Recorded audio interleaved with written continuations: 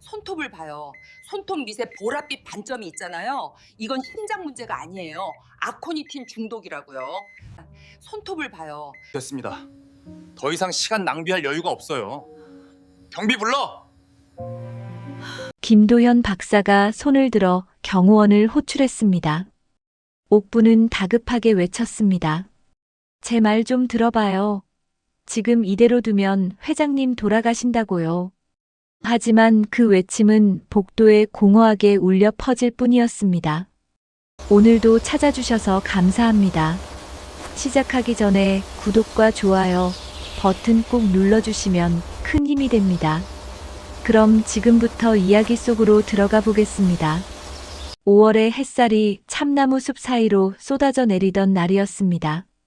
경기도 외곽의 작은 숲 체험장에는 유치원 아이들의 웃음소리가 새소리처럼 퍼져나가고 있었죠. 숲 한가운데 난 오솔길을 따라 걸어가는 한 무리의 아이들, 그리고 그 앞에서 느릿느릿 걸음을 옮기는 한 할머니가 있었습니다. 박옥분, 올해 72살이 된 이 여인은 누가 봐도 평범한 시골 할머니처럼 보였습니다. 구부정한 등에 걸친 낡은 조끼, 세월의 흔적이 고스란히 담긴 주름진 손, 그리고 언제나 온화한 미소를 잃지 않는 얼굴. 동네 사람들은 옥분을 그저 식물을 좋아하는 인자한 할머니로만 알고 있었습니다. 자, 얘들아. 이리 와서 이거 봐봐요. 옥분이 길가에 피어있는 작은 꽃 앞에 쪼그려 앉으며 아이들을 불렀습니다. 하얀 꽃잎 3장이 옹기종기 모여있는 작은 풀꽃이었죠. 아이들이 우르르 몰려와 옥분의 주변을 둘러쌌습니다. 할머니, 이건 뭐예요? 한 아이가 눈을 반짝이며 물었습니다. 옥분은 그 풀꽃을 조심스레 손가락으로 가리키며 말했습니다. 이건 토끼풀이라고 해. 보이지? 잎이 3개야.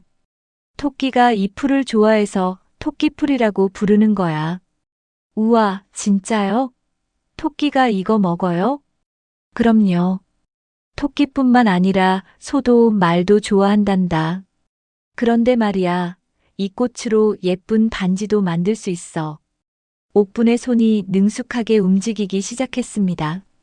가늘고 긴 줄기를 따서 동그랗게 말아 작은 고리를 만들더니 그 위에 하얀 꽃송이를 얹었습니다. 눈 깜짝할 사이에 앙증맞은 꽃반지가 완성되었죠. 자, 누가 껴볼래? 저요. 아이들이 앞다투어 손을 내밀었습니다. 옥부는 웃으며 한 아이의 손가락에 반지를 끼워 주었고, 아이는 마치 세상에서 가장 귀한 보물을 얻은 것처럼 환하게 웃었습니다. 그 모습을 바라보는 옥분의 눈가에도 잔잔한 미소가 번졌습니다. 이것이 박옥분의 일상이었습니다. 매일 아침 숲 체험장으로 출근해서 방문객들에게 숲의 이야기를 들려주고 아이들에게 꽃 이름을 알려주며 해가 질 무렵이면 작은 원룸으로 돌아가 혼자 저녁을 먹는 소박한 살. 누구도 이 평범한 할머니에게 숨겨진 또 다른 얼굴이 있으리라고는 상상조차 하지 못했습니다. 박 선생님, 오늘도 아이들한테 인기 최고시네요. 숲체험장 관리소장인 젊은 청년이 다가와 인사를 건넸습니다. 옥부는 고개를 끄덕이며 대답했습니다.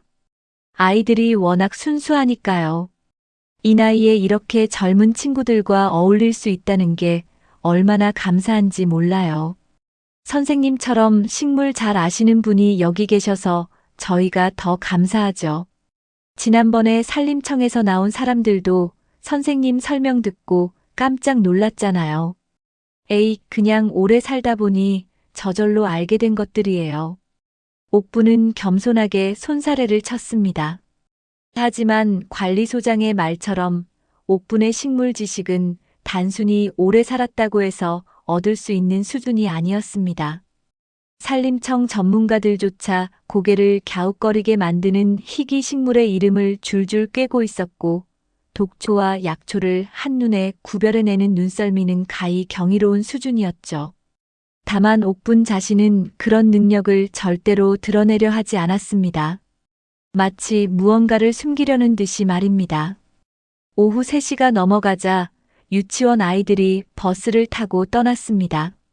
숲 체험장에는 다시 고요함이 찾아왔고 옥부는 천천히 산책로를 걸으며 하루를 정리하고 있었습니다. 나뭇잎 사이로 비치는 햇살이 점점 붉은 빛을 띠기 시작할 무렵 옥분의 발걸음이 숲의 가장 깊은 곳에 다다랐습니다. 그곳에는 작은 연못이 하나 있었습니다. 연못 주변에는 각종 야생화들이 피어 있었고 물 위에는 수련 몇 송이가 떠 있었죠. 옥부는 연못가에 놓인 낡은 벤치에 앉아 잠시 눈을 감았습니다. 바람이 불어와 옥분의 흰 머리카락을 살랑살랑 흔들었습니다. 이 순간만큼은 박옥분도 그저 평범한 할머니였습니다. 세월의 무게를 온몸으로 느끼며 남은 인생을 조용히 보내고 싶어하는 한 노인이었죠. 하지만 운명은 옥분에게 그런 평화로운 노후를 허락하지 않으려는 듯 했습니다. 바로 그때였습니다. 멀리서 사이렌 소리가 들려왔습니다. 처음에는 희미했던 소리가 점점 가까워지더니 이내 숲체험장 주차장 쪽에서 요란한 소음이 터져나왔습니다. 옥분이 천천히 눈을 뜨고 고개를 돌렸습니다. 무슨 일이지? 옥분은 벤치에서 일어나 소리가 나는 쪽으로 걸어갔습니다. 주차장에 가까워질수록 소란은 더욱 커졌습니다. 구급차의 붉은 경광등이 번쩍이고 있었고 검은 양복을 입은 남자들이 분주하게 움직이고 있었습니다. 그 한가운데에는 들것에 실린 한 노인이 있었습니다. 회장님, 정신 차리세요. 빨리 서울대병원으로 연락해. 헬기 준비시켜. 다급한 외침들이 사방에서 터져나왔습니다. 옥부는 멀찍이 서서 그 광경을 지켜보았습니다. 들것 위에 누운 노인의 얼굴은 창백하다 못해 푸르스름한 빛을 띠고 있었고 입술은 바싹 말라 있었습니다.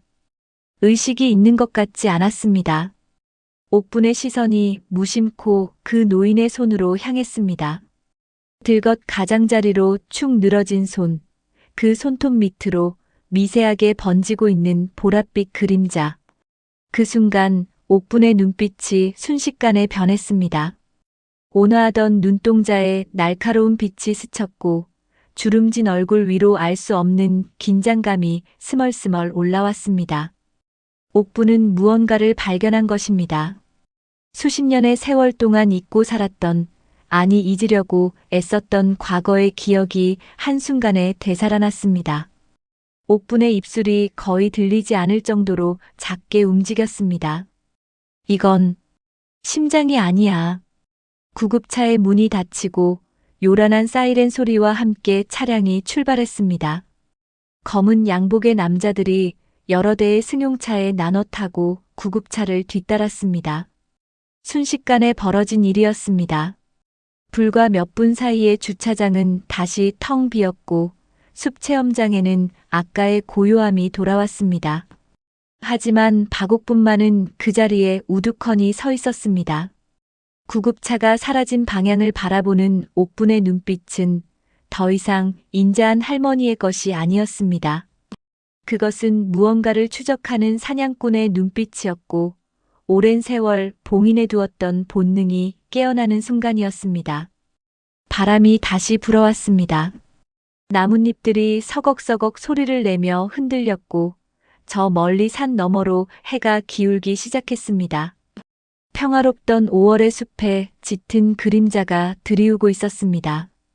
그리고 그 그림자 속에서 오랫동안 잠들어 있던 전설이 서서히 눈을 뜨고 있었습니다. 그날 밤 대한민국 전역이 발칵 뒤집혔습니다. 저녁 뉴스 시간이 되자 모든 방송사가 긴급 속보를 내보내기 시작했죠. 화면 하단에는 붉은 글씨로 강성그룹 강태주 회장 긴급 입원이라는 자막이 흘러가고 있었습니다. 강태주, 국내 재계 서열 3위의 강성그룹을 이끄는 총수이자 대한민국 경제계의 거목으로 불리는 인물이었습니다. 올해 75살인 강 회장은 철강과 건설, 반도체까지 사업 영역을 넓히며 강성그룹을 국내 굴지의 대기업으로 키워낸 입지전적인 인물이었죠. 그런 그가 숲체험장 인근 산책로에서 갑자기 쓰러졌다는 소식에 온 나라가 술렁거렸습니다. 서울대학교병원 응급실 앞은 순식간에 아수라장이 되었습니다. 수십 대의 취재 차량이 몰려들었고 검은 양복의 경호원들이 철통 같은 경계를 펼쳤습니다. 병원 측은 서둘러 VIP 전용 병동을 비웠고 국내 최고의 의료진이 긴급 소집되었습니다. 현재 강태주 회장은 급성 신부전 증세를 보이고 있으며 중환자실에서 집중 치료를 받고 있습니다. 자세한 상태는 추후 발표하겠습니다. 병원 대변인의 짧은 발표가 끝나자 기자들의 질문 세례가 쏟아졌습니다. 하지만 대변인은 더 이상의 언급을 피한 채 서둘러 자리를 떠났죠.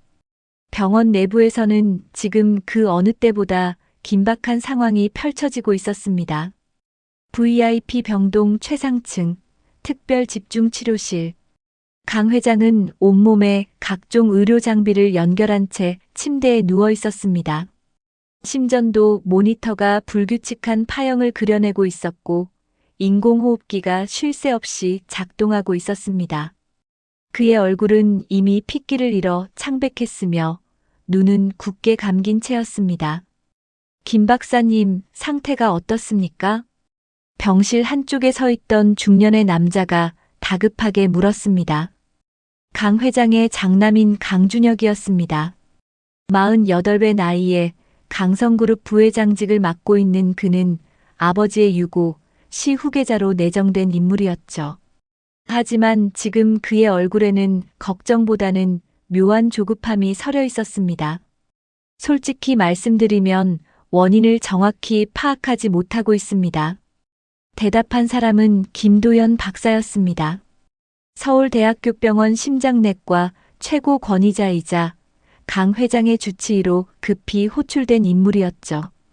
40살의 비교적 젊은 나이에 국내 심장 분야의 정점에 선 그는 자신의 능력에 대한 자부심이 대단한 사람이었습니다. 그런 그가 지금은 난감한 표정을 감추지 못하고 있었습니다. 원인을 모른다고요? 서울대병원에서 원인을 모른다는 게 말이 됩니까? 강준혁의 목소리가 높아졌습니다. 김도연 박사는 눈살을 찌푸리며 대답했습니다. 모든 검사를 진행했습니다. 심전도, 심초음파, 관상동맥 조영술까지 전부요. 분명 심장 기능이 급격히 저하된 건 맞지만 그 원인이 될 만한 소견이 없습니다. 관상동맥도 깨끗하고 판막에도 이상이 없어요. 마치 김도연 박사가 말끝을 흐렸습니다. 강준혁이 날카롭게 물었습니다. 마치 뭡니까? 말을 끝까지 하세요. 마치 심장 자체가 스스로 멈추려는 것 같습니다. 강심제를 투여해도 반응이 거의 없고 혈압도 계속 떨어지고 있습니다. 이런 케이스는 처음입니다. 병실 안에 무거운 침묵이 흘렀습니다. 강준혁은 침대에 누운 아버지를 내려다보았습니다. 인공호흡기의 의지에 겨우 숨을 쉬고 있는 아버지의 모습. 그 모습을 바라보는 강준혁의 눈빛은 복잡했습니다. 걱정, 불안, 그리고 어딘가 모르게 스치는 기대감 같은 것이 뒤섞여 있었죠. 바로 그때 병실 문이 열리며 한 여성이 들어왔습니다. 40대 초반으로 보이는 단정한 차림의 여성이었습니다.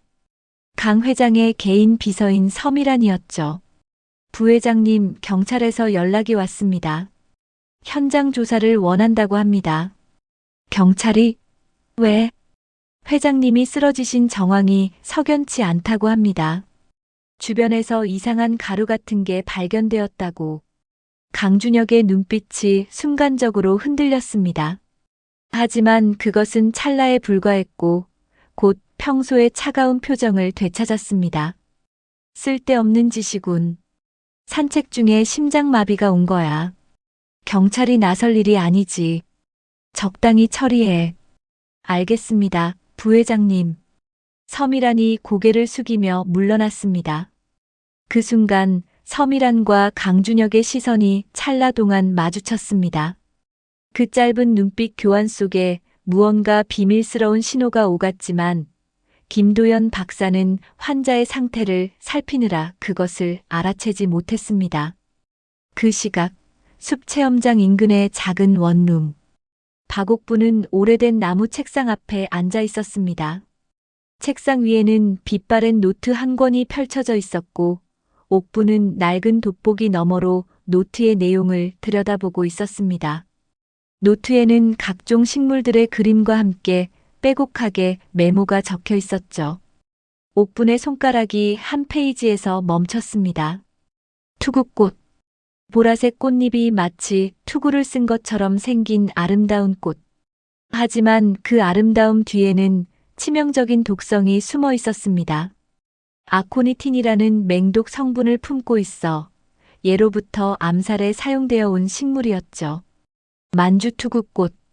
옥분이 낮게 중얼거렸습니다. 오늘 낮에 본 강 회장의 손톱 밑 보랏빛 그림자. 그것은 옥분이 수십 년 전에 수없이 보아왔던 증상이었습니다. 만주투구꽃 독에 중독되었을 때 나타나는 특유의 징후였죠. 옥분은 노트를 덮고 창밖을 바라보았습니다. 어둠이 내린 하늘에는 별빛 하나 보이지 않았습니다. 옥분의 머릿속에는 수많은 생각들이 교차하고 있었습니다. 이 일에 끼어들어야 할까? 아니면 그냥 모른 척해야 할까? 이미 은퇴한 지 20년이 넘었고 이제는 그저 평범한 노인으로 살고 싶었습니다. 하지만 오늘 본 그 증상이 자꾸만 머릿속을 맴돌았습니다. 만약 진짜 만주투구꽃 독이라면 시간이 없었습니다. 일반적인 치료로는 절대 회복될 수 없고 특수한 해독 방법만이 유일한 희망이었죠. 그리고 그 방법을 아는 사람은 이 나라에서 자신뿐일지도 모른다는 것을 옥부는 알고 있었습니다. 옥부는 천천히 일어나 방 한쪽 구석으로 걸어갔습니다. 오래된 장롱 깊숙이 숨겨둔 낡은 가방 하나를 꺼냈습니다. 먼지가 수북이 쌓인 그 가방을 열자 안에는 각종 시약과 도구들이 빼곡히 들어 있었습니다. 20년 전 마지막 임무를 마치고 영원히 봉인하려 했던 물건들이었습니다. 옥분의 주름진 손이 가방 속 물건들을 하나하나 만져보았습니다. 손가락 끝에 전해지는 익숙한 감촉. 그 순간 잠들어 있던 과거의 감각들이 하나둘씩 깨어나기 시작했습니다. 숲속의 유령. 그것은 과거 동료들이 옥분을 부르던 별명이었습니다. 어떤 임무든 흔적 없이 해결하고 사라지는 그림자 같은 존재. 그 전설이 20년 만에 다시 움직이려 하고 있었습니다. 옥분은 결심했습니다. 최소한 자신이 본 것이 사실인지 확인은 해봐야 했습니다. 만약 누군가 강 회장을 독살하려 한 것이라면 그 범인은 반드시 자신이 밝혀낼 것이었습니다. 옥분은 가방을 다시 닫고 낡은 외투를 걸쳐 입었습니다.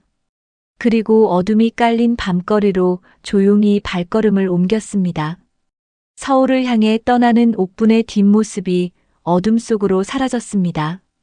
인자한 숲 해설가 할머니의 모습은 온데간데 없었고 그 자리에는 목표를 향해 움직이는 냉철한 사냥꾼의 기운만이 남아 있었습니다. 숲속의 유령이 20년의 긴 잠에서 깨어나 첫 발을 내딛는 순간이었습니다. 다음 날 아침 서울대학교병원 VIP 병동은 여전히 삼엄한 경비 속에 있었습니다. 병동 입구에는 검은 양복의 경호원들이 줄지어 서 있었고 일반인은 물론이고 병원 관계자조차 함부로 출입할 수 없는 분위기였죠.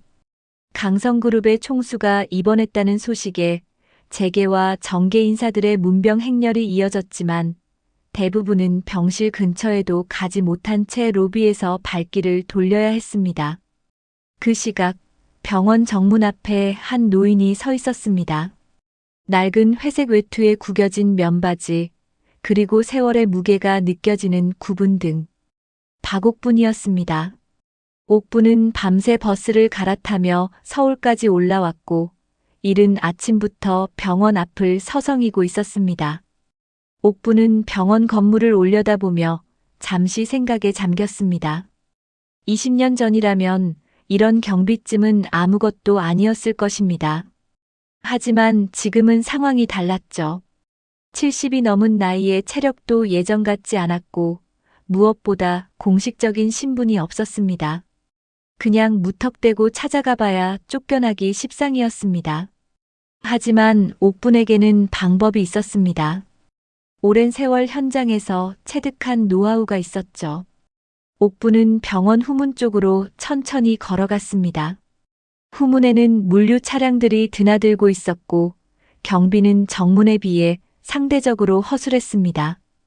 옥부는 마침 병원에 물품을 배달하러 온 트럭 뒤를 따라 자연스럽게 병원 안으로 들어갔습니다. 병원 내부로 들어온 옥부는 직원용 계단을 이용해 VIP 병동이 있는 최상층으로 향했습니다. 엘리베이터를 타면 보안 카메라에 찍힐 가능성이 높았기 때문이죠. 7개 층을 계단으로 오르는 것은 쉽지 않았지만 옥부는 묵묵히 한 계단씩 올라갔습니다. 숨이 차고 다리가 후들거렸지만 멈출 수는 없었습니다. 마침내 최상층에 도착한 옥부는 잠시 숨을 고른 뒤 복도로 나섰습니다. VIP 병동의 복도는 일반 병동과는 확연히 달랐습니다. 고급 호텔을 연상케 하는 인테리어에 곳곳에 경호원들이 배치되어 있었죠. 옥부는 최대한 자연스럽게 걸으며 주변을 살폈습니다. 거기서요. 여긴 일반인 출입 금지 구역입니다. 한 경호원이 옥분을 가로막았습니다. 옥부는 미리 준비해둔 대사를 꺼냈습니다. 아이고, 죄송합니다. 제가 길을 잘못 들었네요. 3층 내과 병동을 찾는 건데 엘리베이터를 잘못 탔나 봐요. 여긴 7층이에요, 할머니.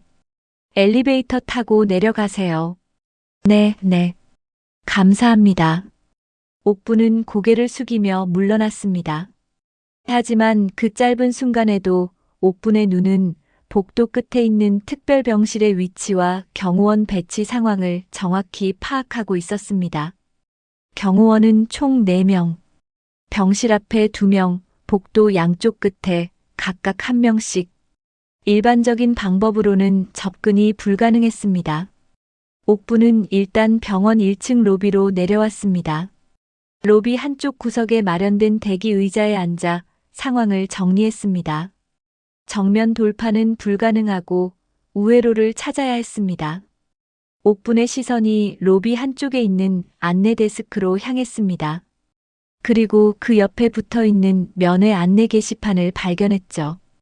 바로 그때 로비가 갑자기 소란스러워졌습니다. 여러 대의 카메라 플래시가 터지고 기자들이 우르르 몰려드는 소리가 들렸습니다. 옥분이 고개를 돌려보니 병원 정문으로 한 무리의 사람들이 들어오고 있었습니다. 선두에는 양복을 빳빳하게 차려입은 중년 남성이 서 있었죠. 강준혁 부회장이었습니다. 부회장님, 회장님 상태가 어떻습니까?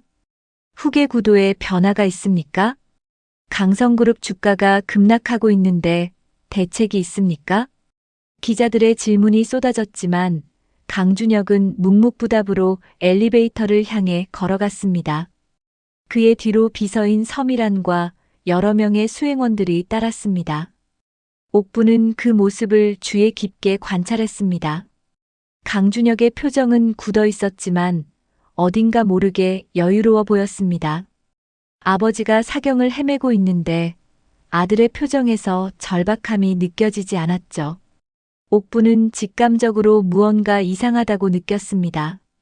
그리고 강준혁 바로 뒤를 따르는 서미란의 모습에서도 묘한 긴장감을 감지했습니다. 두 사람 사이에 무언가 숨겨진 것이 있다는 느낌이 강하게 들었죠. 점심시간이 가까워지자 병원 로비는 더욱 붐볐습니다. 옥부는 이 기회를 놓치지 않았습니다. 사람들 틈에 섞여 다시 VIP 병동으로 향했죠. 이번에는 정면 돌파가 아니라 의료진을 직접 만나는 방법을 택했습니다. 옥부는 간호사 스테이션으로 다가가 조심스럽게 말을 꺼냈습니다. 저기요, 김도연 박사님 좀 만날 수 있을까요? 어떤 용건이시죠? 젊은 간호사가 의아한 눈으로 옥분을 바라보았습니다. 남루한 차림의 노인이 국내 최고 권위의 심장내과 전문의를 만나겠다고 하니 당연한 반응이었죠. 강태주 회장님 건으로요. 중요한 정보가 있어서 그래요. 죄송합니다만 김 박사님은 지금 환자를 돌보고 계셔서 면담이 어렵습니다. 용건이 있으시면 메모를 남겨주시면. 이건 메모로 전할 일이 아니에요. 회장님 목숨이 달린 문제라고요. 옥분의 목소리가 단호해졌습니다. 간호사는 난감한 표정을 지었지만 옥분의 진지한 태도에 잠시 망설였습니다. 바로 그때 복도 저쪽에서 흰 가운을 입은 남성이 걸어왔습니다. 김도연 박사였습니다. 무슨 일이야? 김도연 박사가 간호사에게 물었습니다. 간호사가 작은 목소리로 상황을 설명하자 김도연 박사의 시선이 옥분에게로 향했습니다. 그의 눈에는 피로함과 함께 짜증의 기색이 서려 있었습니다. 밤새 환자를 돌보느라 제대로 쉬지 못한 것이 분명했죠. 할머니, 여기가 어딘지 아세요? 아무나 들어올 수 있는 곳이 아닙니다. 알아요. 하지만 이건 정말 중요한 거예요. 강 회장님, 심장 문제가 아니에요. 독에 중독된 거라고요. 옥분의 말에 김도연 박사의 눈썹이 꿈틀했습니다. 하지만 그것은 놀라움이 아니라 황당함의 표현이었죠. 독이요? 할머니, 우리가 얼마나 정밀한 검사를 했는지 아세요? 동물 검사도 당연히 했습니다. 아무 이상 없었어요. 일반적인 동물 검사로는 안 나와요. 이건 만주투구꽃이에요. 아코니틴 계열 식물 신경독은 특수 검사를 해야만 검출돼요. 김도연 박사의 표정이 순간 굳어졌습니다. 하지만 곧 코웃음을 치며 고개를 저었습니다.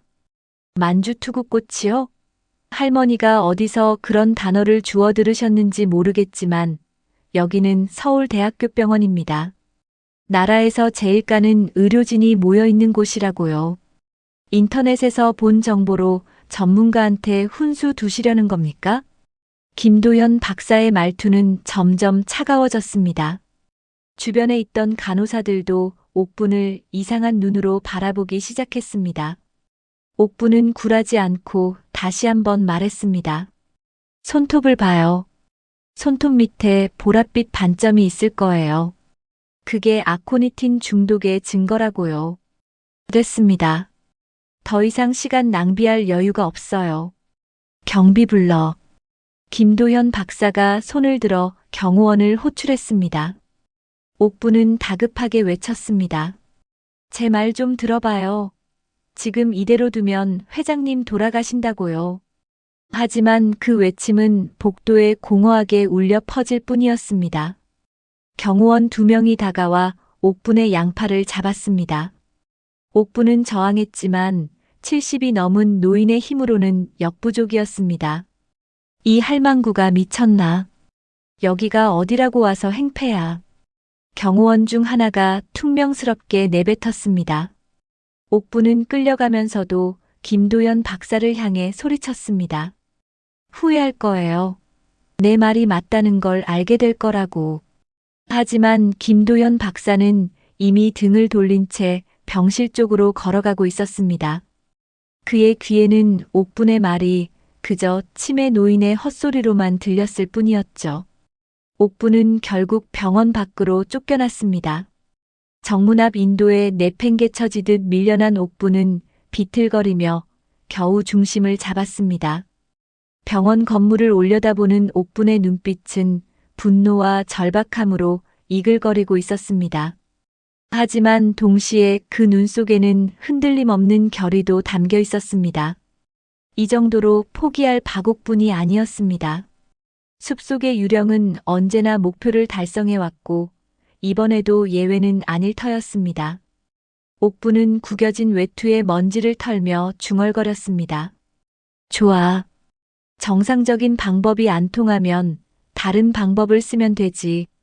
병원에서 쫓겨난 옥부는 근처 공원 벤치에 앉아 생각을 정리했습니다. 전공법은 통하지 않았습니다. 의료진은 자신의 말을 귀담아 듣지 않았고 오히려 치매 노인 취급을 받으며 쫓겨나기만 했죠. 하지만 포기할 수는 없었습니다. 강 회장의 손톱 밑에서 본 그 보랏빛 그림자가 계속해서 머릿속을 맴돌았습니다. 시간이 지날수록 독소는 퍼져나가고 있을 터였습니다. 옥부는 낡은 가방에서 작은 수첩을 꺼냈습니다. 20년 전 은퇴할 때 가지고 나온 것으로 과거 동료들의 연락처가 적혀 있었죠. 하지만 대부분은 이미 세상을 떠났거나 연락이 두절된 상태였습니다. 옥부는 수첩을 넘기다가 한 이름에서 손을 멈췄습니다. 이정숙. 과거 특수식물연구소에서 함께 일했던 후배였습니다. 옥분이 은퇴할 당시 30살이었으니 지금은 50살쯤 되었을 터였죠. 마지막으로 들은 소식으로는 국립과학수사연구원에서 일하고 있다고 했습니다.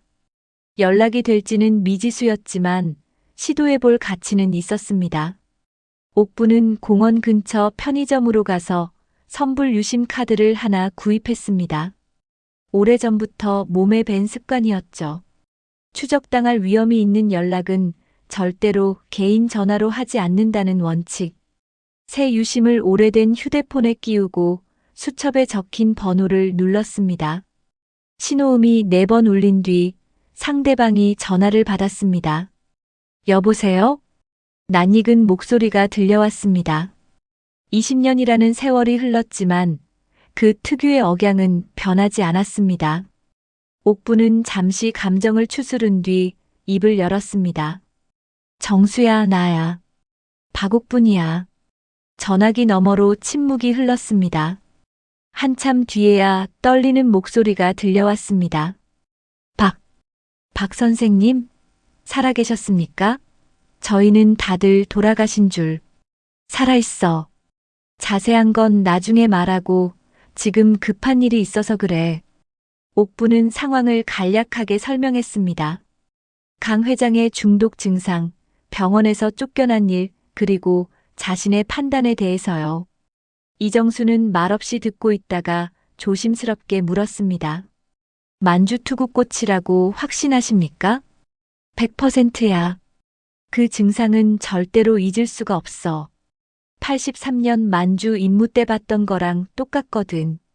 83년 만주 임무라면. 그때 선생님이 혼자서 해독제를 만들어내셨던 그 건 말씀이십니까? 그래. 그때 살린 사람이 누군지 알아? 누구십니까? 강태주야. 지금 쓰러져 있는 그 사람이라고. 전화기 너머로 짧은 탄식이 흘러나왔습니다. 이정수는 잠시 생각에 잠긴 뒤 말했습니다. 선생님, 저도 돕고 싶습니다. 하지만 저는 국과수 소속이라 함부로 움직일 수가 없어요. 특히 강성그룹 같은 대기업 관련 거는. 알아. 내가 직접 나서라는 게 아니야. 다만 한 가지만 확인해줘. 강 회장이 쓰러진 현장에서 수거된 증거물이 있을 텐데 그 중에 흙이나 가루 같은 거 있으면 성분 분석 좀 해줄 수 있어? 그건 공식적인 의뢰가 들어와야 가능합니다만 공식 의뢰 없이는 안 돼? 이정수는 잠시 망설이다가 낮은 목소리로 대답했습니다. 제가 좀 알아보겠습니다. 시간이 좀 걸릴 수 있어요. 고마워, 정수야. 그리고 한 가지 더. 혹시 병원에 접근할 수 있는 방법 없을까? 공식적인 경로로 말이야. 글쎄요. 한 가지 방법이 있긴 합니다. 지금 국과수에서 강 회장 건을 비공식적으로 주시하고 있거든요. 경찰에서 타살 가능성을 완전히 배제하지 않고 있어서요.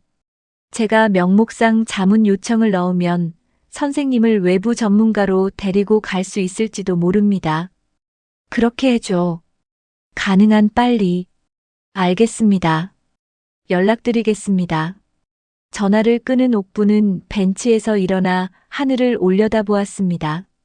구름 한 점 없는 맑은 하늘이었지만 옥분의 마음은 먹구름이 낀 듯 무거웠습니다.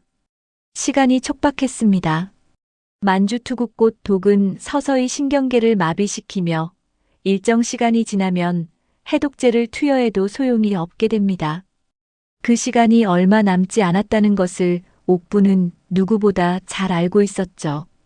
그날 오후 옥부는 서울역 근처의 작은 여인숙에 방을 잡았습니다. 창문으로 들어오는 햇살이 낡은 방 안을 비추고 있었습니다. 옥부는 가방에서 해독 키트를 꺼내 침대 위에 펼쳐 놓았습니다. 각종 시약과 도구들이 가지런히 놓였죠. 20년 만에 다시 꺼내는 물건들이었습니다. 옥분의 손이 작은 유리병 하나를 집어들었습니다. 병 안에는 말린 식물 조각들이 들어 있었습니다. 만주투구꽃 독에 대응하는 해독제의 핵심 재료였죠. 이건 역시 20년 전에 만들어둔 것으로 아직 효능이 남아있을지는 확신할 수 없었습니다. 옥부는 유리병을 빛에 비추어 보며 중얼거렸습니다. 제발 아직 살아있어라. 바로 그때 휴대폰이 울렸습니다. 이정수였습니다. 선생님, 일이 좀 복잡하게 돌아가고 있습니다. 무슨 일인데? 강 회장 현장에서 수거된 증거물 분석 결과가 나왔는데요.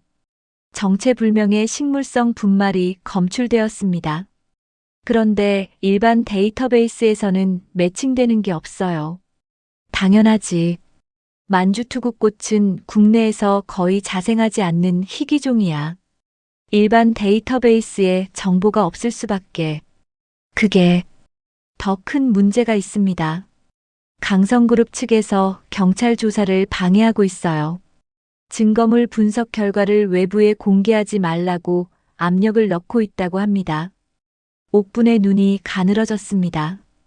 강성그룹이 왜 경찰 조사를 방해하려 하는 걸까요? 만약 단순한 심장마비라면 조사에 협조하는 것이 당연한 일이었습니다. 그런데 오히려 조사를 막으려 한다는 건 무언가 숨기고 싶은 것이 있다는 뜻이었죠. 정수야, 혹시 그 압력이 누구한테서 나오는지 알아? 확실하진 않지만 부회장 쪽이라는 얘기가 있습니다. 강준혁 부회장요. 옥부는 오늘 아침 병원 로비에서 봤던 강준혁의 모습을 떠올렸습니다. 아버지가 죽어가고 있는데도 묘하게 여유로워 보였던 그 표정. 그리고 그 뒤를 따르던 비서 서미란의 긴장된 모습. 퍼즐 조각들이 하나씩 맞춰지기 시작했습니다. 정수야, 나 병원에 들어가야 해. 무슨 수를 써서라도.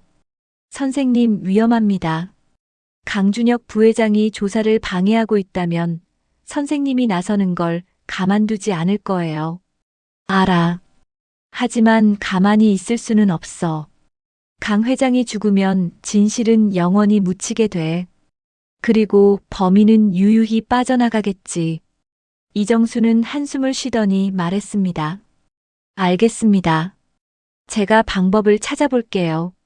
내일 아침까지 연락드리겠습니다. 전화를 끊은 옥부는 창밖을 바라보았습니다.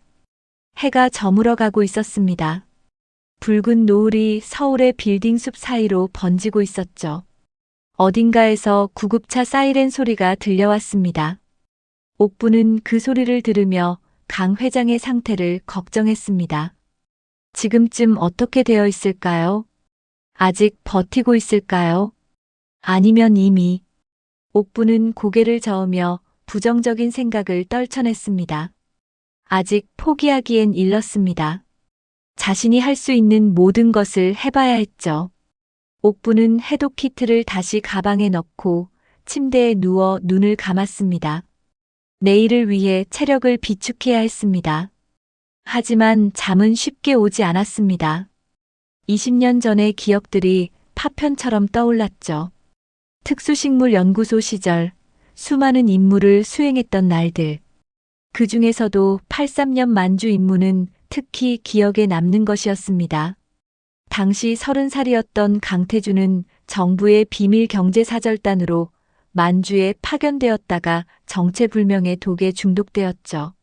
모든 의료진이 포기한 상황에서 옥분만이 그 독의 정체를 알아내고 해독제를 만들어 강태주를 살려냈습니다.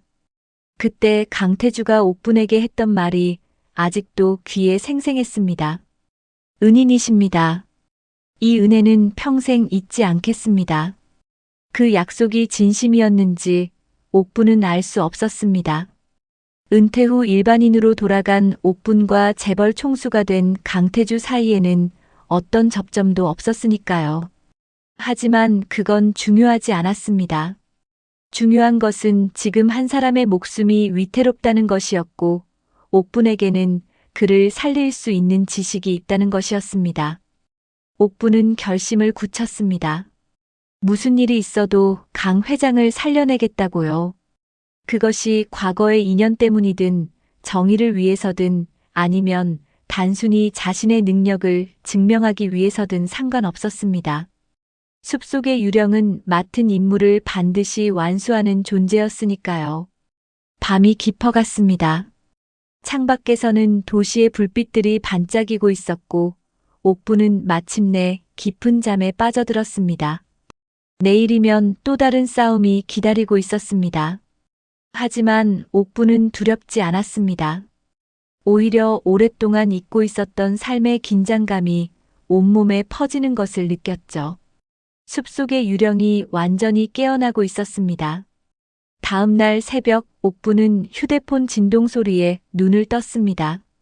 창밖은 아직 어둑어둑했고 시계를 보니 새벽 5시였습니다. 이정수였습니다. 선생님, 큰일 났습니다. 이정수의 목소리에는 다급함이 묻어 있었습니다. 옥분은 벌떡 일어나 앉으며 물었습니다. 무슨 일이야? 강 회장님 상태가 급격히 나빠졌습니다. 새벽에 심정지가 한 번 왔다고 해요. 겨우 소생시키긴 했는데 산소 포화도가 계속 떨어지고 있답니다. 의료진도 손을 쓸 수가 없대요. 옥분의 얼굴이 굳어졌습니다. 예상했던 일이었지만 막상 현실로 닥치니 가슴이 철렁했습니다. 시간이 없었습니다. 만주투구꽃 독이 완전히 퍼지면 아무리 해독제를 투여해도 소용이 없게 됩니다. 신경계가 비가역적으로 손상되기 때문이죠. 병원에 들어갈 방법은 찾았어? 네, 겨우 마련했습니다. 제가 국과수 자문 명목으로 병원에 들어갈 수 있게 됐어요. 선생님을 외부 전문가로 동행시키겠습니다. 다만 뭐? 강성그룹 측에서 외부인 출입을 극도로 경계하고 있어요. 특히 강준혁 부회장이 직접 병동 출입자 명단을 관리하고 있다고 합니다. 들어가더라도 오래 버티기 어려울 겁니다. 상관없어. 들어가기만 하면 돼. 나머지는 내가 알아서 할게. 옥분은 전화를 끊고 서둘러 준비를 시작했습니다.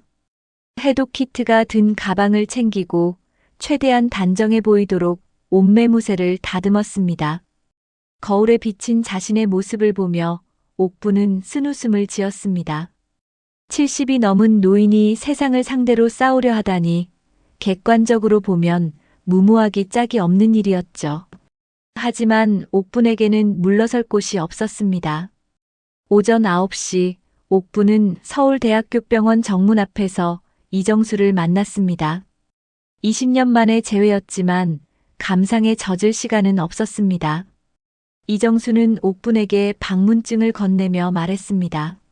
선생님, 제가 최대한 시간을 벌어드릴게요. 하지만 30분이 한계입니다. 그 안에 하실 일을 끝내셔야 해요. 알았어. 고마워, 정수야. 두 사람은 병원 안으로 들어갔습니다. 이정수의 국과수 신분증 덕분에 정문 보안 검색은 무사히 통과할 수 있었습니다. 엘리베이터를 타고 7층 VIP 병동으로 올라가는 동안 옥분의 심장은 빠르게 뛰고 있었습니다. 긴장감이 온몸을 감쌌지만 동시에 오랫동안 잊고 있었던 집중력이 되살아나는 것을 느꼈습니다. 엘리베이터 문이 열리자 복도에 서 있던 경호원들의 시선이 일제히 쏠렸습니다. 이정수가 앞장서서 신분증을 보여주며 말했습니다. 국립과학수사연구원에서 나왔습니다. 강태주 회장님 건으로 자문 요청을 받았습니다. 경호원 중 한 명이 무전기로 어딘가에 연락을 취했습니다. 잠시 후 복도 저쪽에서 양복을 입은 남자가 걸어왔습니다. 강준혁이었습니다. 그의 얼굴에는 불쾌함이 역력했습니다. 국과수에서 자문 요청을 한 적이 없는데요. 이게 무슨 일입니까? 이정수가 차분하게 대답했습니다. 경찰 측에서 회장님의 쓰러지신 정황에 대해 추가 조사를 원하고 있습니다. 저희는 그에 대한 협조 차원에서 온 겁니다. 경찰 조사는 이미 종결됐습니다. 단순 심장마비로 결론 났어요. 더 이상 조사할 것도 없고 협조할 것도 없습니다. 강준혁의 말투는 단호했습니다. 그의 시선이 이정수 옆에 서 있는 옥분에게로 향했습니다. 그 눈빛에는 경멸이 서려 있었죠. 그리고 이 할머니는 누굽니까? 설마 이 사람도 국과수 직원은 아니겠죠? 외부 자문위원입니다. 독성학 분야의 전문가시죠. 독성학? 하, 웃기는군요. 강준혁이 코웃음을 쳤습니다. 그리고 옥분을 위아래로 훑어보며 말했습니다. 이렇게 생긴 사람이 전문가라고요? 시골에서 약초나 캐던 할머니 아닙니까? 우리 아버지 병실에는 국내 최고 의료진만 출입합니다. 이런 사람을 들여보낼 수는 없어요. 옥분은 강준혁의 모욕적인 말에도 표정을 바꾸지 않았습니다.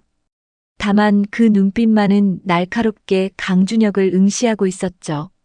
옥분이 입을 열었습니다. 부회장님, 저는 회장님을 살리러 온 겁니다. 지금 회장님 상태가 심각하다는 건 알고 계시죠? 그건 의료진이 알아서 할 일입니다. 할머니가 신경 쓸 문제가 아니에요. 의료진이 원인도 못 찾고 있지 않습니까? 이대로 두면 회장님 돌아가십니다. 옥분의 직설적인 말에 강준혁의 눈이 가늘어졌습니다. 잠시 침묵이 흐른 뒤 강준혁이 차갑게 말했습니다. 할머니, 충고 하나 하죠. 여기서 더 소란 피우면 경찰에 넘기겠습니다. 업무방해죄로요. 알아들으셨으면 조용히 나가세요. 부회장님이 조사를 방해하고 계신다는 건 알고 있습니다. 옥분의 말에 강준혁의 표정이 순간 굳어졌습니다. 하지만 곧 능글맞은 미소를 되찾으며 대꾸했습니다. 뭔 소립니까? 방해라니. 저는 아버지를 보호하고 있는 겁니다. 온갖 자빈들이 병실에 드나들면 감염 위험도 있고 여러모로 좋지 않으니까요. 회장님이 쓰러진 현장에서 정체불명의 식물성 분말이 발견됐다면서요? 그 분석 결과를 왜 공개하지 않으십니까? 강준혁의 눈빛이 흔들렸습니다. 하지만 그것은 찰나에 불과했고 곧 냉정함을 되찾았습니다. 할머니가 어디서 그런 헛소리를 들었는지 모르겠지만 더 이상 상대하지 않겠습니다. 경호원, 이 사람들 내보내. 경호원들이 다가왔습니다. 이정수가 옥분을 감싸며 말했습니다. 선생님, 일단 물러나시죠. 더 이상은. 바로 그 순간 병실 안에서 요란한 경보음이 울려 퍼졌습니다. 심전도 모니터의 경고음이었죠. 병실 문이 벌컥 열리며 간호사가 뛰어나왔습니다. 코드 블루, 코드 블루. 회장님 심정지입니다. 순식간에 복도가 아수라장이 되었습니다. 의료진들이 사방에서 달려왔고 강준혁도 당황한 표정으로 병실 쪽을 바라보았습니다. 그 혼란의 틈을 옥분은 놓치지 않았습니다. 옥분은 경호원들의 시선이 분산된 사이를 비집고 병실 안으로 뛰어들었습니다. 70이 넘은 나이라고는 믿기 어려운 날쌘 움직임이었습니다. 병실 안에서는 의료진들이 정신없이 심폐소생술을 진행하고 있었죠. 제세동기 준비, 200줄로, 에피네프린 투여. 김도현 박사가 다급하게 지시를 내리고 있었습니다. 그의 이마에는 땀이 송골송골 맺혀 있었습니다. 온갖 조치를 취하고 있었지만 강 회장의 심장은 반응하지 않았습니다. 모니터에는 거의 평탄한 선만 그려지고 있었죠. 옥부는 침대 가까이 다가가 강 회장의 손을 잡았습니다. 그리고 손톱을 확인했습니다. 보랏빛 반점이 어제보다 훨씬 진해져 있었습니다. 손톱 전체로 퍼져나가고 있었죠. 옥분의 표정이 굳어졌습니다. 이봐요. 여긴 어떻게 들어온 거야? 김도현 박사가 옥분을 발견하고 소리쳤습니다. 하지만 옥분은 물러서지 않았습니다. 오히려 더 큰 목소리로 외쳤습니다. 손톱을 봐요. 손톱 밑에 보랏빛 반점이 있잖아요. 이건 심장 문제가 아니에요. 아코니틴 중독이라고요. 뭐라고요? 지금 무슨 헛소리를. 헛소리가 아니에요. 제가 설명할게요. 시간이 없어요. 옥부는 떨리는 손으로 가방에서 작은 유리병을 꺼냈습니다. 해독제의 원료가 든 병이었죠. 이건 만주투구꽃 독에 대응하는 해독제 원료예요. 지금 당장 이걸로 해독제를 만들어서 투여하지 않으면 회장님은 30분 안에 돌아가십니다. 김도현 박사는 황당한 표정으로 옥분을 바라보았습니다. 하지만 옥분의 눈빛에서 느껴지는 확신, 그리고 강 회장의 손톱에 실제로 나타나 있는 보랏빛 반점을 보고 잠시 망설였습니다. 바로 그때 강준혁이 경호원들과 함께 병실로 뛰어들어왔습니다. 이 미친 할망구를 당장 끌어내. 뭘 하고 있어? 경호원들이 옥분에게 달려들었습니다. 하지만 옥분은 굴하지 않았습니다. 온 힘을 다해 버티며 김도현 박사를 향해 외쳤습니다. 손톱을 확인해봐요. 제 말이 맞는지 아닌지 그것만 확인하면 알 수 있어요. 제발요. 김도현 박사는 순간적으로 판단해야 했습니다. 눈앞에서 환자가 죽어가고 있고 모든 치료가 효과를 보지 못하는 상황. 그리고 한 노인이 목숨 걸고 주장하는 이론. 김도현 박사는 이를 악물고 강 회장의 손을 들어 손톱을 자세히 살펴보았습니다. 그리고 그 순간 김도현 박사의 얼굴이 창백하게 변했습니다. 손톱 밑에 선명하게 퍼져 있는 보랏빛 반점. 그것은 분명 정상적인 증상이 아니었습니다. 어떤 심장 질환으로도 설명할 수 없는 이상 징후였죠. 이게 대체 김도현 박사가 말을 잇지 못했습니다. 옥분이 다급하게 말했습니다. 믿어줘요. 저 말대로 하면 살릴 수 있어요. 시간이 없어요. 병실 안에 긴장감이 팽팽하게 흘렀습니다. 심전도 모니터의 경보음은 여전히 울리고 있었고 강 회장의 생명은 꺼져가는 촛불처럼 위태로웠습니다. 모든 사람의 시선이 김도현 박사에게 쏠렸습니다. 결정의 순간이었습니다. 병실 안의 시간이 멈춘 듯 했습니다. 심전도 모니터의 경보음만이 끊임없이 울려 퍼지고 있었고 모든 사람의 시선이 김도현 박사에게 집중되어 있었습니다. 김도현 박사의 이마에는 식은땀이 흘러내리고 있었죠. 의사로서 경험해 본 적 없는 딜레마 앞에 서 있었습니다. 한쪽에는 정체불명의 노인이 들고 온 출처불명의 약물이 있었고 다른 쪽에는 모든 현대의학적 처치에 반응하지 않는 환자가 있었습니다. 만약 저 노인의 말을 따랐다가 환자가 죽으면 자신의 의사 생명은 끝나는 것이었습니다. 하지만 지금처럼 아무것도 하지 않아도 환자는 죽어가고 있었죠. 닥터 김, 빨리 결정하세요. 산소 포화도 50% 이하로 떨어지고 있습니다.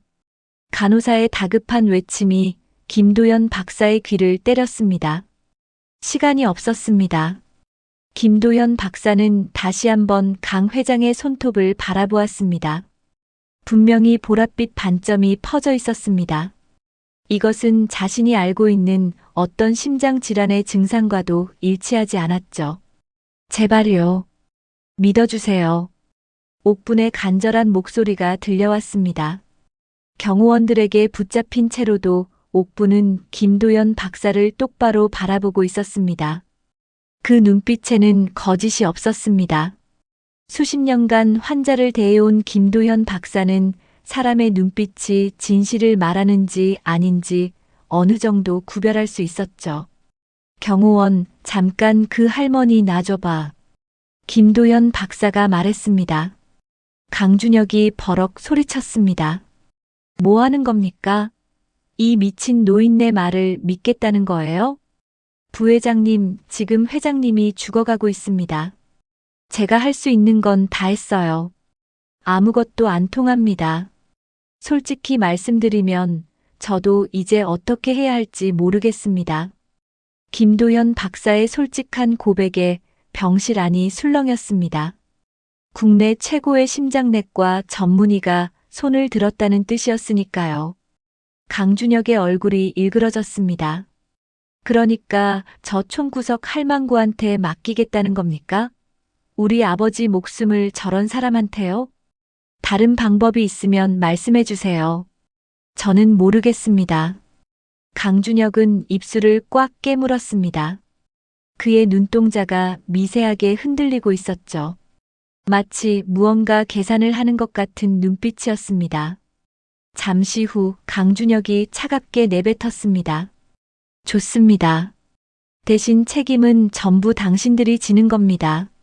저 할머니가 뭘 하든 결과에 대한 책임은 병원과 저 사람에게 있어요. 나중에 딴소리하면 가만두지 않겠습니다. 강준혁은 그 말을 남기고 병실 밖으로 나갔습니다. 비서 서미란이 뒤따라 나갔죠. 경호원들도 물러났습니다. 옥부는 비로소 자유로운 몸이 되었습니다. 할머니, 정확히 뭘 해야 하는지 말해주세요. 시간이 없습니다. 김도현 박사가 급하게 물었습니다. 옥부는 가방에서 해독 키트를 꺼내며 말했습니다. 먼저 이 약초를 달여야 해요. 뜨거운 물 300ml에 이걸 넣고 10분간 끓여주세요. 그리고 이 가루를 섞어서 정맥주사로 투여해야 합니다. 정맥주사요? 검증도 안 된 약물을. 검증은 제가 이미 했어요. 40년 전에요. 이 약으로 같은 독에 중독된 사람을 살린 적이 있습니다. 바로 저기 누워있는 분이에요. 김도현 박사의 눈이 커졌습니다. 옥부는 더 이상 설명할 시간이 없었습니다. 직접 움직이기 시작했죠. 병실 한쪽에 있던 전기포트를 가져와 물을 끓이고 말린 약초를 넣었습니다. 독특한 향기가 병실 안에 퍼졌습니다. 저도 돕겠습니다. 뭘 하면 되죠? 이정수가 다가왔습니다. 옥부는 고개를 끄덕이며 지시했습니다. 이 가루를 생리식 염수에 녹여줘. 비율은 그램당 10ml야. 이정수가 재빠르게 움직였습니다. 김도현 박사도 망설이다가 결국 돕기 시작했죠. 간호사들에게 필요한 의료 장비를 준비하라고 지시했습니다. 병실 안은 순식간에 임시 조제실로 변했습니다. 10분이 지났습니다. 옥분이 끓인 약초 추출물과 이정수가 녹인 가루 용액이 합쳐졌습니다. 갈색빛의 액체가 주사기에 담겼죠. 옥부는 그것을 빛에 비추어 확인하며 고개를 끄덕였습니다. 됐어요. 이걸 정맥주사로 천천히 투여해 주세요. 분당 20ml 속도로요. 김도현 박사가 주사기를 받아들었습니다. 손이 미세하게 떨리고 있었죠. 의사로서 수천 번 주사를 놓아왔지만 이번만큼 긴장된 적은 없었습니다. 검증되지 않은 약물을 국내 최대 재벌 총수에게 투여한다는 것. 잘못되면 모든 것이 끝나는 상황이었습니다. 괜찮을 겁니다. 믿으세요. 옥분이 차분하게 말했습니다. 김도현 박사는 심호흡을 하고 강 회장의 정맥에 주사 바늘을 꽂았습니다. 갈색 액체가 천천히 혈관 속으로 들어가기 시작했죠. 1분이 지났습니다. 아무런 변화가 없었습니다. 심전도 모니터에는 여전히 불규칙한 파형이 그려지고 있었고 산소 포화도는 바닥을 기고 있었습니다. 2분이 지났습니다. 여전히 변화가 없었습니다. 병실 안의 긴장감이 극에 달했습니다. 간호사 한 명이 불안한 목소리로 말했습니다. 닥터 김, 효과가 없는 것 같은데요. 조금만 더 기다려봐. 옥분이 단호하게 말했습니다. 옥분의 시선은 강 회장의 얼굴에 고정되어 있었죠. 주름진 손이 침대 난간을 꽉 쥐고 있었습니다. 3분이 지났습니다. 바로 그 순간 기적이 일어났습니다. 심전도 모니터의 파형이 조금씩 안정되기 시작한 것이었습니다. 불규칙하게 요동치던 선이 점점 규칙적인 리듬을 찾아가고 있었죠. 이게 심박이 돌아오고 있어요. 간호사가 놀란 목소리로 외쳤습니다. 김도현 박사도 믿을 수 없다는 표정으로 모니터를 바라보았습니다. 산소 포화도가 서서히 올라가기 시작했습니다. 50에서 60으로, 60에서 70으로. 5분이 지나자 강 회장의 안색에 변화가 나타났습니다. 창백하던 얼굴에 희미하게 혈색이 돌기 시작한 것이었죠. 푸르스름했던 입술도 조금씩 붉은 길을 되찾아가고 있었습니다. 믿을 수가 없군요. 김도현 박사가 탄성을 내뱉었습니다. 의학적으로 설명할 수 없는 일이 눈앞에서 벌어지고 있었습니다. 모든 현대의학이 포기한 환자가 정체불명의 약초 추출물로 되살아나고 있었으니까요. 10분이 지났습니다. 강 회장의 상태는 눈에 띄게 호전되었습니다. 심박은 안정적인 리듬을 유지했고 산소 포화도는 90%를 넘어섰습니다. 인공호흡기에 의존하던 호흡도 자발적으로 이루어지기 시작했죠. 그리고 마침내 강 회장의 눈꺼풀이 미세하게 떨렸습니다. 1번, 2번. 그리고 천천히 눈이 떠졌습니다. 흐릿한 눈동자가 천장을 향했다가 서서히 초점을 맞추기 시작했죠. 강 회장의 시선이 침대 옆에 서 있는 옥분에게 닿았습니다. 당신은 강 회장의 입술이 달싹였습니다.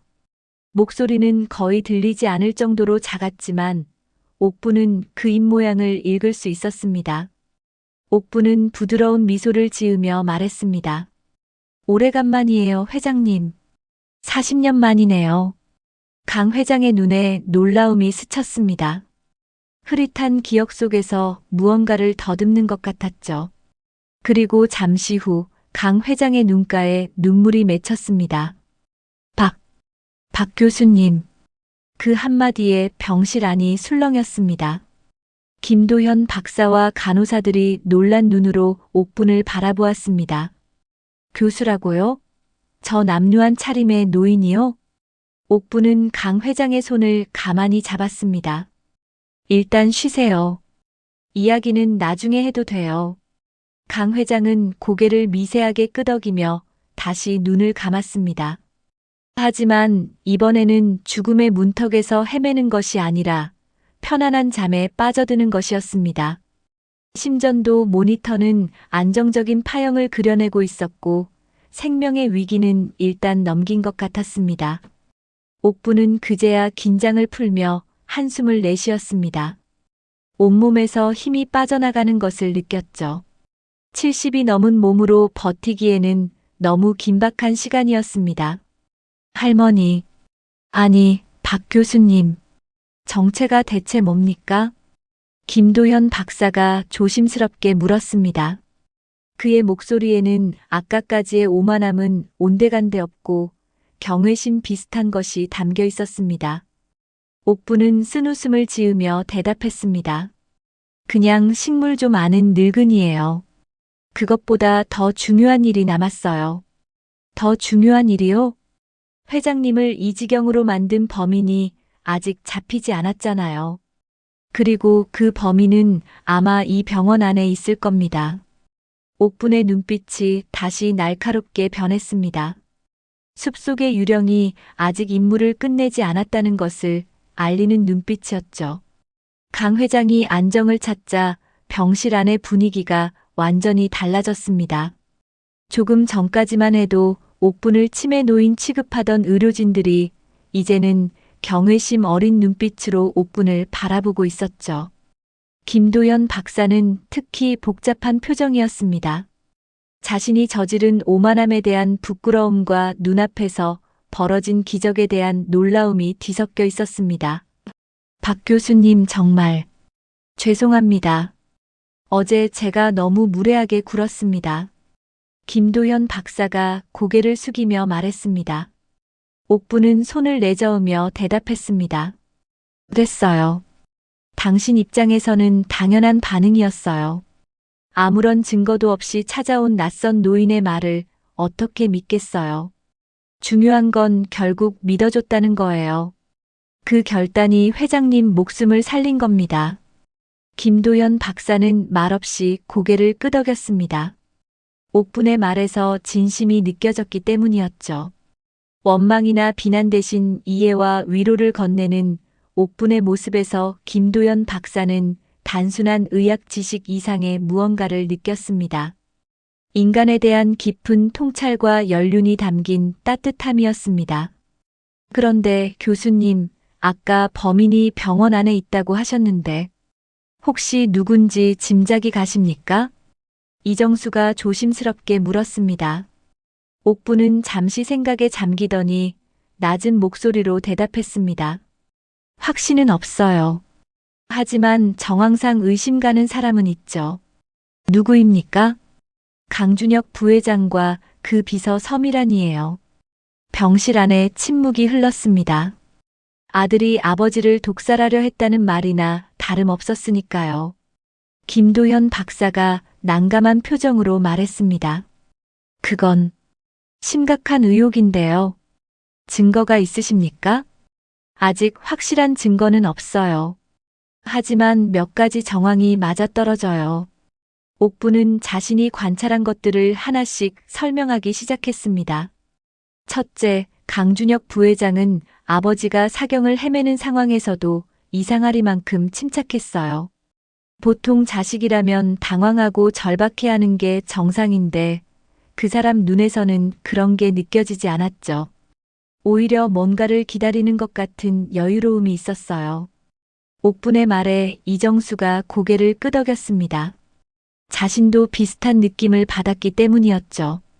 둘째, 부회장은 경찰 조사를 적극적으로 방해했어요. 만약 단순한 심장마비라면 조사에 협조하는 게 정상이에요.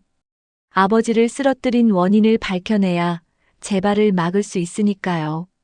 그런데 오히려 조사를 막으려 했다는 건 밝혀지면 곤란한 무언가가 있다는 뜻이죠. 그리고 셋째는요. 현장에서 발견된 정체불명의 식물성 분말이에요.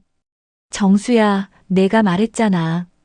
그 분석 결과를 공개하지 말라고 강성그룹 측에서 압력을 넣었다고. 왜 그랬을까요?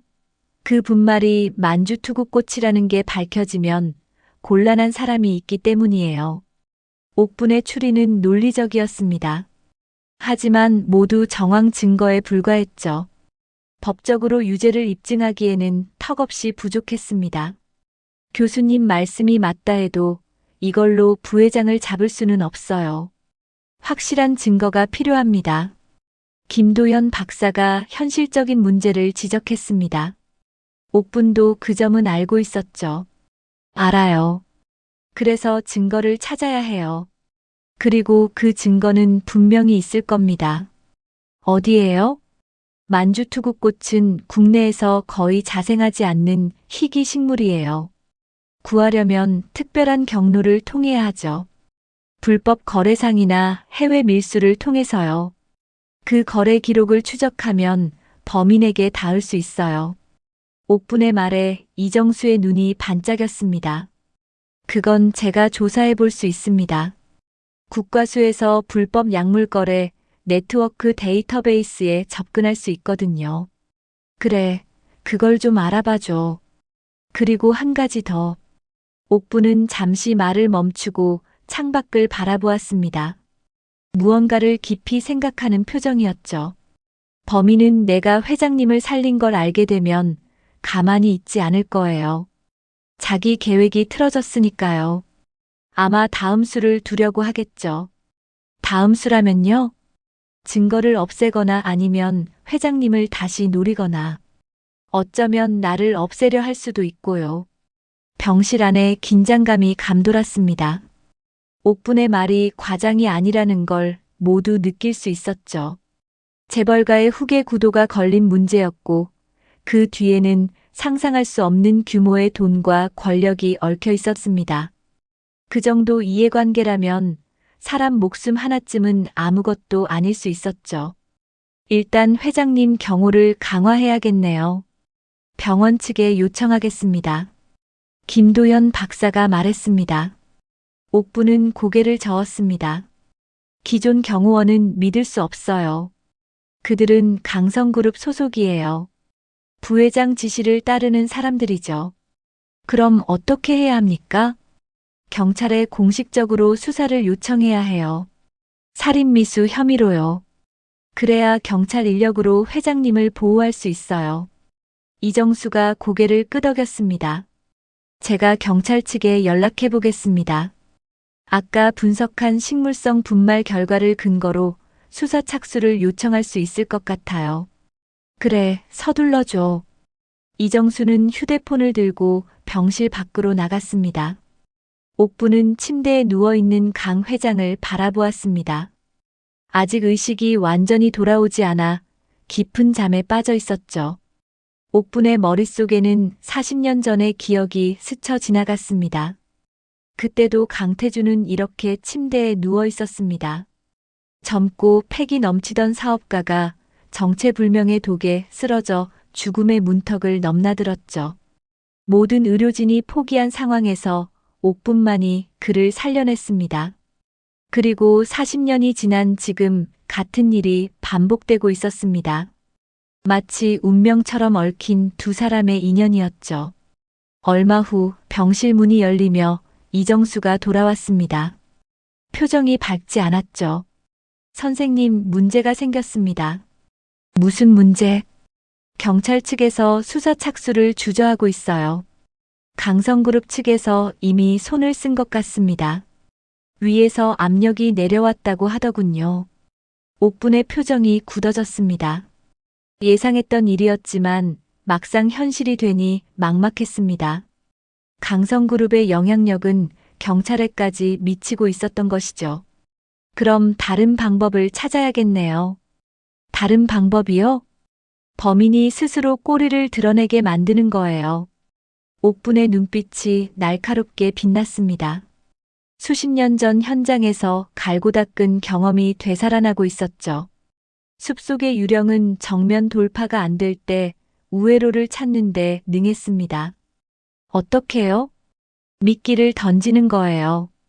내가 회장님한테서 중요한 증언을 들었다는 소문을 퍼뜨리는 거죠. 범인이 누군지 알게 됐다고요. 김도연 박사가 불안한 표정으로 말했습니다. 그건 너무 위험하지 않습니까? 범인이 교수님을 직접 노릴 수도 있어요. 그게 바로 노리는 거예요. 범인이 나를 노리면 그때 꼬리가 잡히는 거죠. 옥분의 말에 병실 안이 조용해졌습니다. 자신을 미끼로 쓰겠다는 위험천만한 계획이었죠. 70이 넘은 노인이 재벌가의 권력과 맞서겠다는 것이었습니다. 선생님, 제가 도와드리겠습니다. 혼자 하시면 안 됩니다. 이정수가 단호하게 말했습니다. 김도연 박사도 고개를 끄덕였습니다. 저도 돕겠습니다. 여기까지 와서 물러설 수는 없죠. 옥부는 두 사람을 바라보며 미소를 지었습니다. 20년 동안 혼자였던 싸움에 동료가 생긴 것이었죠. 고마워요. 그럼 시작해 볼까요? 옥부는 자리에서 일어났습니다. 그리고 병실 문을 열고 복도로 나섰죠. 복도에는 여전히 경호원들이 배치되어 있었습니다. 옥부는 일부러 그들이 들을 수 있도록 큰 목소리로 말했습니다. 회장님이 눈을 뜨셨어요. 범인이 누군지 말씀하셨는데 내일 아침 경찰에 정식으로 진술하실 거예요. 경호원들의 눈빛이 흔들렸습니다. 그중 한 명이 재빨리 휴대폰을 꺼내 어딘가에 연락을 취하는 것이 보였죠. 옥부는 속으로 미소를 지었습니다. 미끼가 던져졌습니다. 이제 물고기가 물기만 기다리면 되었죠. 그날 밤 옥부는 병원 근처의 모텔에 방을 잡았습니다. 일부러 자신의 위치를 노출시킨 것이었죠. 이정수와 김도현 박사는 각자의 위치에서 상황을 주시하기로 했습니다. 함정은 완성되었고 사냥감이 나타나기만 기다리면 되었습니다. 옥부는 모텔 창문으로 어둠이 내린 거리를 내다보았습니다. 어딘가에서 범인이 자신을 노리고 있을 것이었습니다. 하지만 두렵지 않았죠. 오히려 오랫동안 잊고 있었던 감각이 되살아나는 것을 느꼈습니다. 사냥꾼의 본능이었습니다. 숲속의 유령은 이제 사냥감이 아니라 사냥꾼이었습니다. 그리고 이 사냥의 결말은 이미 정해져 있었죠. 밤이 깊어갔습니다. 모텔 방 안에는 가로등 불빛만이 희미하게 스며들고 있었죠. 옥부는 불을 끄고 침대에 앉아 창밖을 주시하고 있었습니다. 겉으로는 평온해 보였지만 온 신경이 주변의 움직임에 집중되어 있었습니다. 수십 년 전 훈련받았던 감각들이 하나둘씩 깨어나고 있었죠. 자정이 넘어갈 무렵이었습니다. 복도에서 미세한 발자국 소리가 들려왔습니다. 보통 사람이라면 알아채지 못했을 정도로 작은 소리였지만 옥분의 귀는 그것을 놓치지 않았습니다. 발자국은 점점 가까워지더니 옥분의 방 앞에서 멈췄습니다. 옥분은 소리 없이 침대에서 일어나 문 옆 벽에 몸을 붙였습니다. 손에는 모텔에서 가져온 무거운 재떨이가 들려 있었죠. 70이 넘은 나이에 총이나 칼 같은 무기를 다루기는 어려웠지만 급소를 노리는 법은 아직 기억하고 있었습니다. 문 손잡이가 천천히 돌아갔습니다. 잠금 장치가 풀리는 소리가 났죠. 누군가 마스터키를 가지고 있는 것이 분명했습니다. 문이 조금씩 열리기 시작했고 어둠 속에서 검은 그림자가 방 안으로 스며들었습니다. 그림자는 침대를 향해 다가갔습니다. 이불이 부풀어 있었고 마치 누군가 자고 있는 것처럼 보였죠. 그림자의 손에는 무언가 번쩍이는 것이 들려 있었습니다. 주사기였습니다. 그림자가 이불을 향해 주사기를 찌르려는 순간 옥분이 움직였습니다. 거기서 옥분이 불을 켜자 방 안이 환하게 밝아졌습니다. 그림자의 정체가 드러났죠. 서미란이었습니다. 강준혁 부회장의 비서였던 그녀가 검은 옷을 입고 주사기를 든 채 굳어 있었습니다. 서미란의 얼굴에 당혹감이 스쳤습니다. 하지만 곧 냉정함을 되찾으며 옥분을 노려보았죠. 역시 보통 할머니가 아니었군요. 넌 보통 비서가 아닌 것 같고. 두 사람 사이에 팽팽한 긴장감이 흘렀습니다. 서미란은 주사기를 든 채 옥분과 거리를 유지하며 말했습니다. 어떻게 아셨어요? 제가 올 줄. 처음 병원에서 봤을 때부터 수상했어. 부회장 뒤를 따르는 내 모습에서 단순한 비서 이상의 뭔가가 느껴졌거든. 그리고 회장님이 쓰러진 현장에 뿌려진 만주투구꽃 가루. 그걸 구할 수 있는 사람은 많지 않아. 특별한 루트가 필요하지. 서미란의 눈이 가늘어졌습니다. 그래서요? 증거라도 있나요? 이제 생겼지. 내가 그 주사기를 들고 여기 있는 것 자체가 증거야. 바로 그 순간 방문이 벌컥 열렸습니다. 이정수와 김도현 박사 그리고 2명의 경찰관이 방 안으로 들이닥쳤죠. 서미란은 순간적으로 도망치려 했지만 경찰관들에게 금세 제압당했습니다. 서미란 씨 살인미수 혐의로 체포합니다. 당신에게는 묵비권이 있으며 경찰관이 미란다 원칙을 고지하는 동안 서미란은 이를 악물고 옥분을 노려보았습니다. 그 눈빛에는 분노와 당혹감이 뒤섞여 있었죠. 옥분은 서미란에게 다가가 물었습니다. 왜 그랬어? 회장님이 너한테 무슨 잘못을 했길래? 서미란은 잠시 입을 다물고 있다가 결국 비웃음을 터뜨렸습니다. 잘못이요? 늙은이가 무슨 잘못을 했는지 알아요? 준혁 씨를 20년 동안 짓밟았어요. 친아들을 두고 다른 사람한테 회사를 넘기려 했다고요. 자기 피를 나눈 아들을요. 옥분의 눈이 가늘어졌습니다. 예상했던 대로 강준혁이 배후에 있었군요. 그래서 부회장과 함께 회장님을 죽이려 했던 거야? 죽이려 한 게 아니에요. 그냥 편히 보내드리려 한 거예요. 어차피 늙어서 오래 못 살 분이잖아요. 준혁 씨가 회사를 물려받을 때까지만 기다려주면 됐는데 그 늙은이는 끝까지 고집을 부렸어요. 서미란의 말에서 광기 어린 집착이 느껴졌습니다. 단순한 돈이나 권력 때문만은 아닌 것 같았죠. 옥부는 무언가를 직감했습니다. 너 부회장을 좋아하는 거지? 서미란의 표정이 순간 굳어졌습니다. 그리고 곧 눈가에 눈물이 맺혔죠. 좋아하는 정도가 아니에요. 저는 준혁 씨를 위해서라면 뭐든 할 수 있어요. 그 사람이 원하는 걸 이뤄주고 싶었을 뿐이에요. 옥부는 고개를 저었습니다. 사랑이라는 이름으로 포장된 집착이 얼마나 무서운 결과를 낳을 수 있는지 다시 한번 깨달았죠. 강준혁 부회장은 어디 있어? 그 사람도 이 일에 관여한 거 맞지? 서미라는 입을 다물었습니다. 아무리 물어도 대답하지 않았죠. 자신이 잡히는 한이 있어도 강준혁만은 지키려는 것이 분명했습니다. 바로 그때 이정수의 휴대폰이 울렸습니다. 통화를 마친 이정수가 급한 목소리로 말했습니다. 선생님, 강준혁 부회장이 병원에 나타났답니다. 회장님 병실로 향하고 있대요. 옥분의 표정이 굳어졌습니다.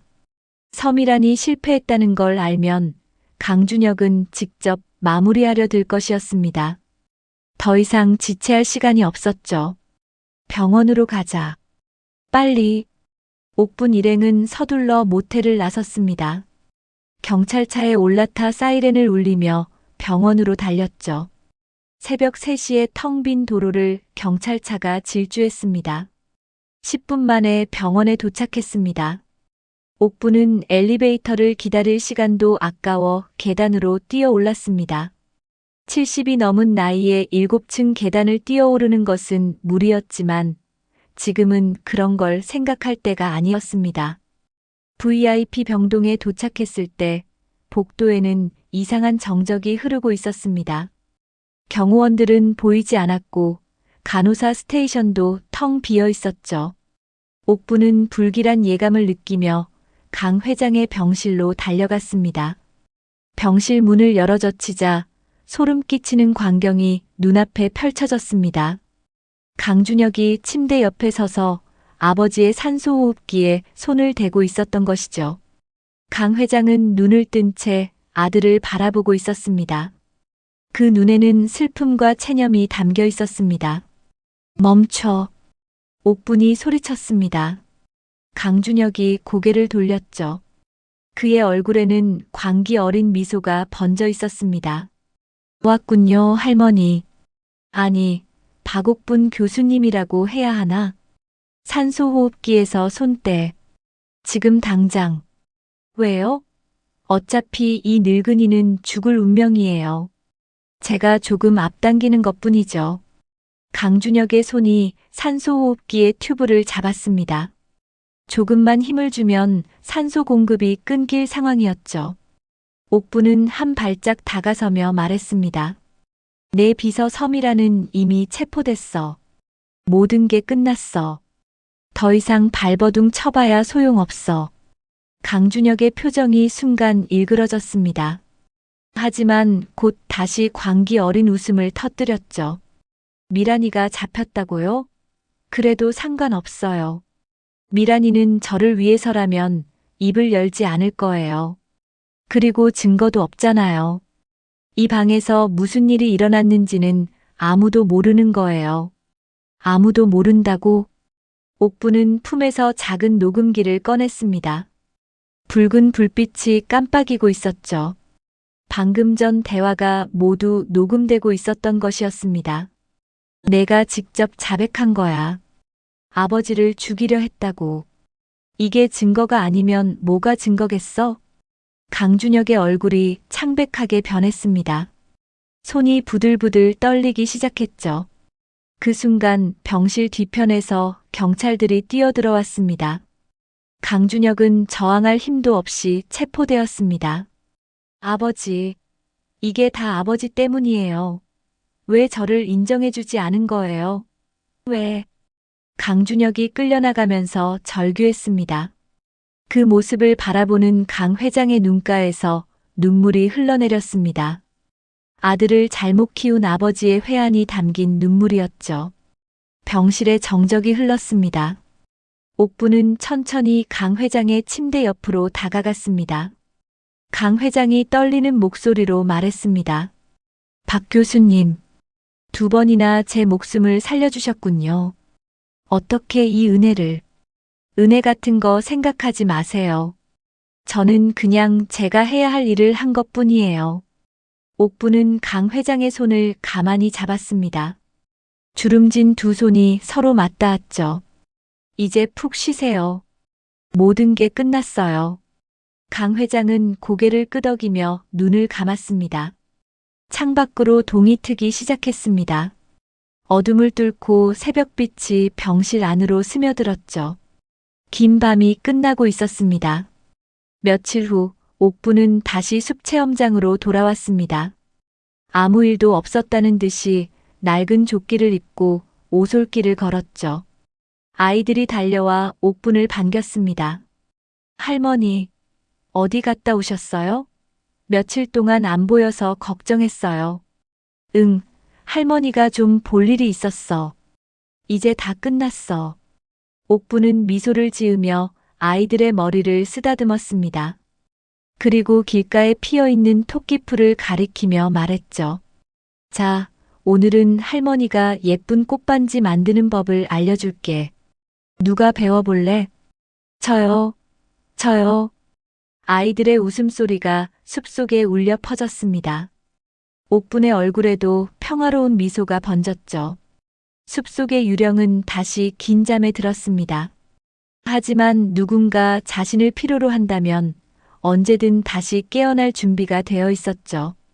그것이 박옥분이라는 사람이었고 그것이 숲속의 유령이라는 전설이었습니다.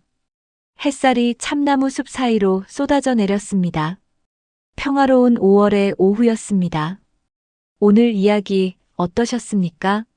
70이 넘은 나이에도 포기하지 않고 끝까지 진실을 밝혀낸 박옥분 할머니. 나이는 숫자에 불과하다는 걸 다시 한번 느끼게 해준 이야기였습니다. 우리 모두의 가슴 속에도 아직 꺼지지 않은 불꽃이 있습니다. 오늘 하루도 그 불꽃을 잃지 마시길 바랍니다. 끝까지 시청해주신 여러분께 깊이 감사드립니다. 구독과 좋아요, 알림 설정 잊지 마시고요. 다음에도 좋은 이야기로 찾아뵙겠습니다. 건강하세요. 감사합니다.